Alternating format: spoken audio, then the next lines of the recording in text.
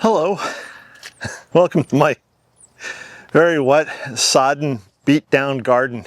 Over the weekend, we had a storm and we got about 4 inches of rain. I think it's just a hair under 4 inches of rain, which isn't a lot for us down here in eastern North Carolina. We've gotten storms, just not even tropical or hurricane. I'm just talking regular storms that can dump 6 inches or more of rain in a weekend.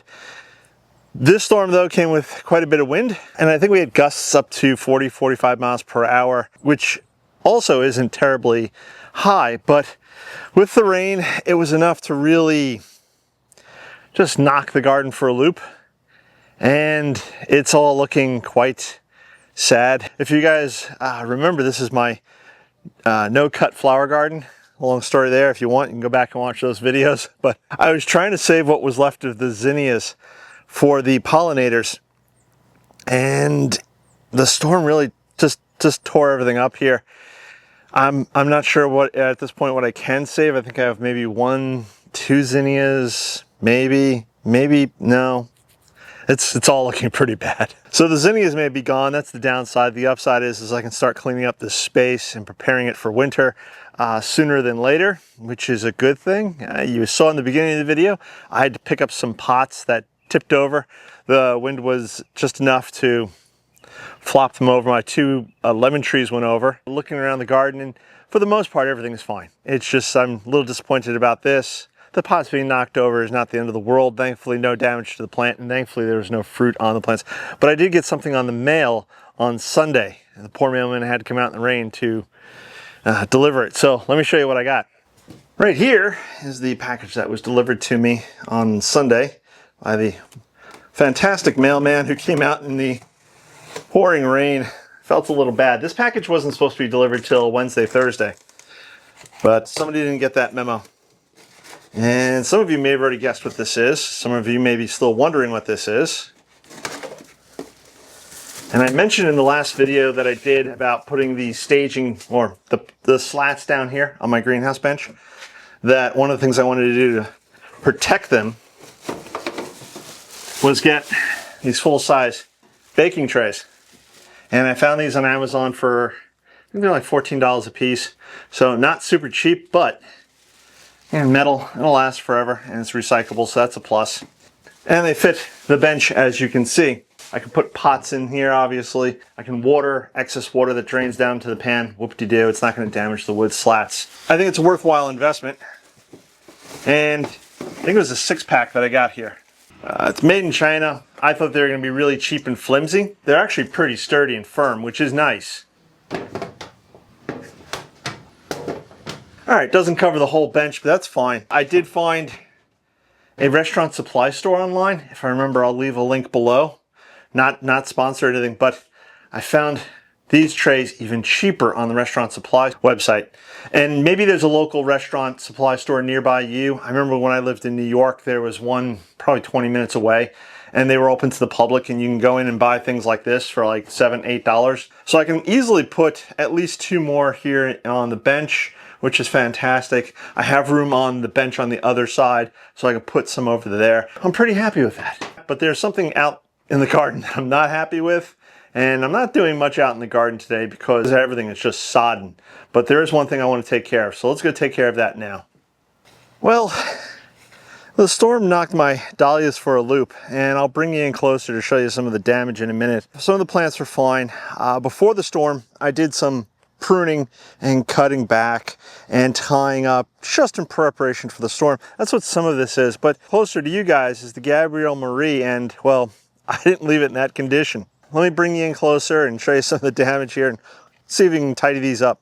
Yeah, this is Gabrielle Marie, and as I mentioned before, I tried to do a tidy up before the storm and give it a nice tie up and try to support the dahlia as much as possible.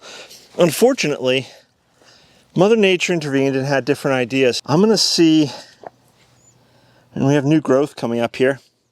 I'm gonna get rid of that bit right there. I'm not sure. I think I might just take this whole stem out. Yeah, it was already broken. Yeah, this whole branch was already ripped. There we go. That's coming out. I feel terrible about cutting the plant back like this, but we are getting towards the end of the season.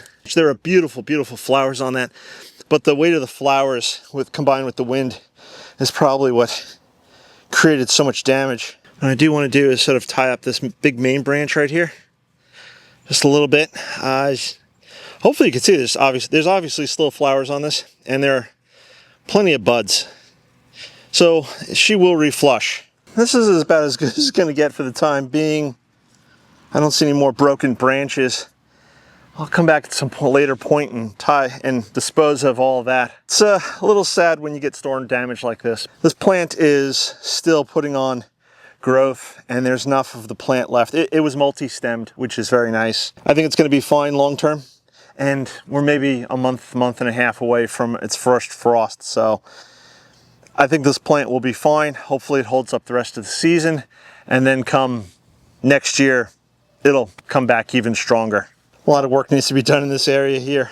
First, let's see if I can pull this out. This is part of Pooh, and unfortunately Pooh is about 4 foot tall.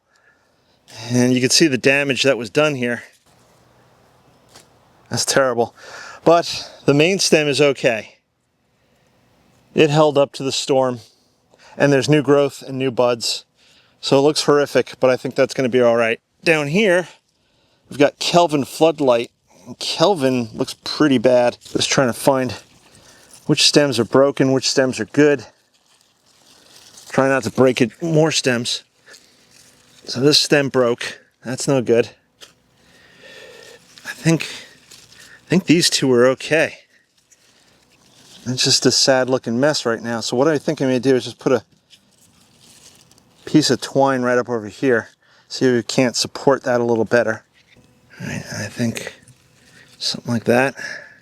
It's not pretty, but I think it'll work. I think I am going to take this one flower out.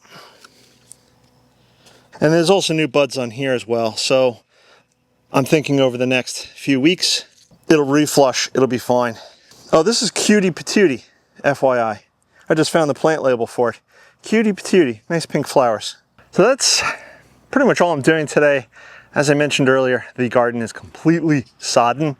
It's just soaked down to the bone.